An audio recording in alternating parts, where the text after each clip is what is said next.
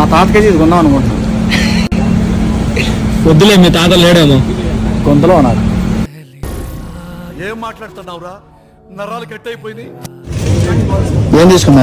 Charan Tej mushrooms తీసుకుందాం అనుకుంటున్నా. రేపు మష్రూమ్ కూర చేస్తా, తింటారు కదా మీరు? మష్రూమ్ వాళ్ళు యూజ్ అయింది. చరణ్ తేజ్ మష్రూమ్ కర్రీ చేద్దాం అనుకుంటా రేపు. నేను అడిగింది నేను చెప్పు. మీ ఊళ్ళో తెలివితేటలు ఇక్కడ వాడకు. ఇవే తగ్గించుకుంటే మంచిది.